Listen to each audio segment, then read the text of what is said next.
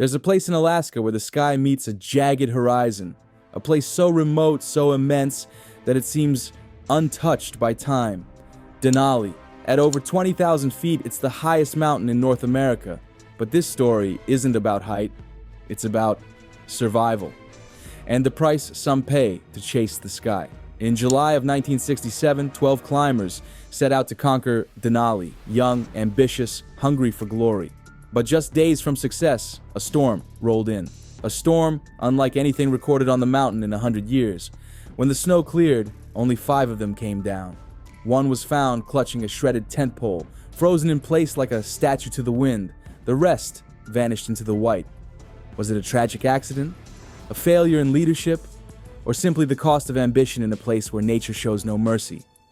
This is not just a story about a deadly mountain. It's a story of courage, misjudgment, and the thin line between triumph and tragedy on the roof of the continent.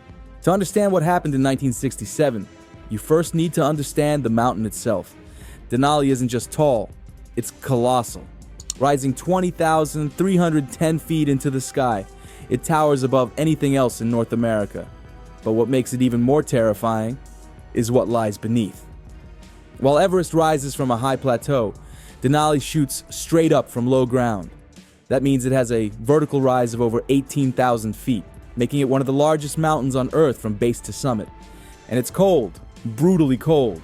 Winds can rip across the slopes at hurricane speeds, and oxygen levels are so low, climbers often feel like they're thousands of meters higher than they actually are. Even in summer, storms can come from nowhere, swallowing entire expeditions in white.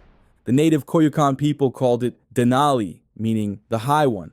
And when you see it, how it dwarfs the world around it, you understand why. It dominates the Alaska range like a giant sentinel, a monolith of granite and ice wrapped in clouds, cloaked in legend. For climbers, it's a prize. For the unprepared, it can be a tomb. And yet, every year, hundreds still try. They train, they dream, and sometimes they never come back. The summer of 1967 was the summer of love in the lower 48. But on the icy slopes of Denali, 12 young men had something else in mind. They weren't chasing peace, music, or protest. They were chasing a summit. Joe Wilcox was just 24, a graduate student from Utah, obsessed with adventure. He dreamed of leading his own expedition, and Denali was the ultimate goal. But this wasn't a team of seasoned mountaineers. He pulled the group together by advertising and climbing newsletters. Most had never been above 15,000 feet. None had faced the wrath of Denali. To meet Park Service rules, Wilcox's team merged with another small group from Colorado, led by Howard Snyder. That made 12 men. Barely enough, but just official. 2 different teams, different leadership, different personalities. But they had one thing in common: ambition. They chose a rugged route, Karstens Ridge, across the Muldrow Glacier. It was remote, more affordable, but far less traveled. Rangers were skeptical. They warned them to train, to carry radios, to stay together. But the mountain was calling, and these men were hungry for altitude. On June 22, 1967, they started their ascent. Packs heavy, spirits high. None of them knew that within a month, 7 would be gone and their story would echo for decades. By mid-July, the Wilcox expedition was climbing strong. Despite signs of altitude sickness, they were making solid progress. On July 13th, they set camp at 15,000 feet. Spirits were high. The summit was within reach. The weather? Surprisingly clear. On July 15th, 4 men, Wilcox, Snyder, Schlichter, and Lewis, pushed for the summit. The skies were blue. Winds calm. Temperatures a shocking 6 degrees Fahrenheit, almost pleasant by Denali standards. They stood at the top of North America, snapped photos, celebrated. Everything seemed perfect. But Denali doesn't stay perfect for long. The next day, winds picked up, 70 miles per hour. The team hunkered down at high camp, 18,000 feet up. Still, they didn't panic. It was just a pause, they thought. Just a day. Then came July 17th. The storm calmed briefly. 7 of the climbers, including Jerry Clark, the Taylor brothers, and Mark McLaughlin, decided to make their summit bid. The others began descending towards safer ground. They set out late, too late. No one knows exactly when they left, but by the time they neared the summit, it was dangerously close to nightfall.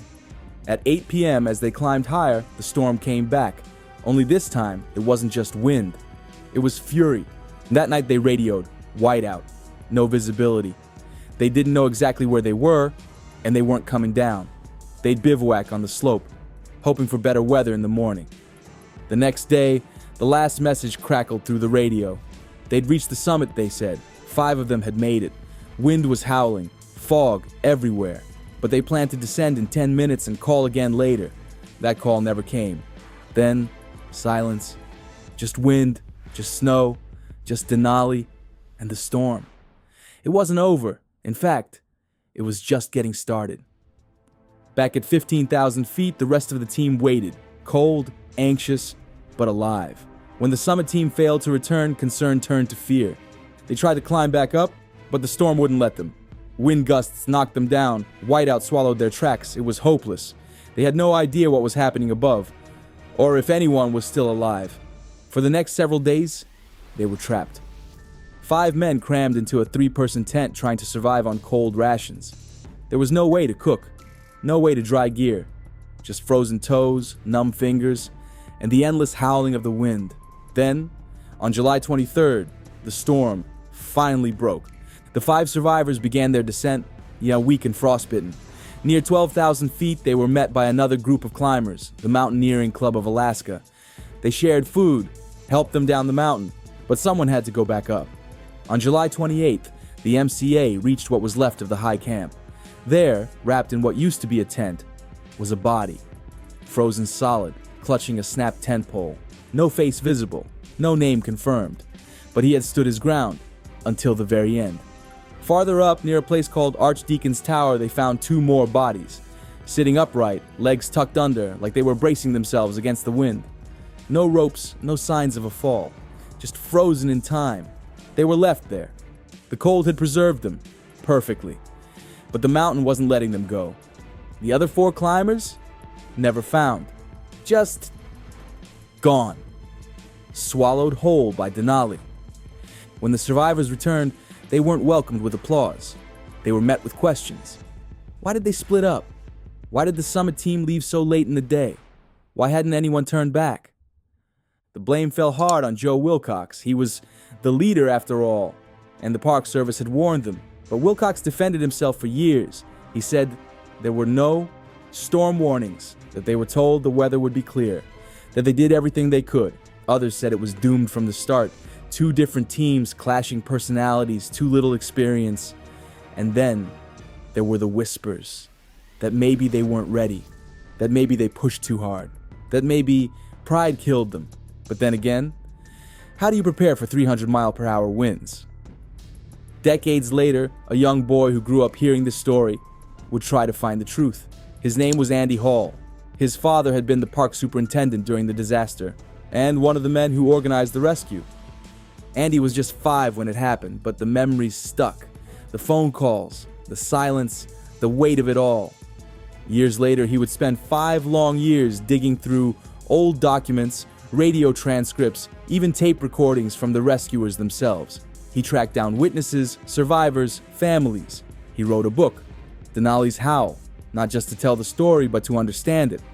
And what he found was what his father had always said. It wasn't one mistake. It was many. Misjudgments, miscommunication, and a storm that no one saw coming, not even the mountain. Today, Denali is still as fierce as ever. More than 100 climbers have died on its slopes. Some from falls, some from heart attacks, some, like the Wilcox team, from storms that arrive like ghosts with no warning and no mercy. Climbing technology has come a long way since 1967. Today's teams have GPS, satellite radios, weather forecasts updated by the hour. High-altitude helicopters can reach stranded climbers in places that were once completely cut off. There are more rangers now, stationed high on the mountain during peak season. There's better training, more regulation, stricter permits. And yet, every single year, someone dies. Because no matter how advanced we get, Denali doesn't change. The wind still screams across the ridges. The ice still shifts underfoot. And the summit, that white beacon in the clouds, still lures climbers upward. For some, it's a dream. For others, it's a test. But for everyone who steps onto its slopes, it's a risk. And somewhere on that mountain, in the snow and ice, the stories of those 7 men still echo. If you want to support me and get some cool hiking gear that I have used myself, check out the Amazon links in the description, top comment, or follow the QR code. Thanks again.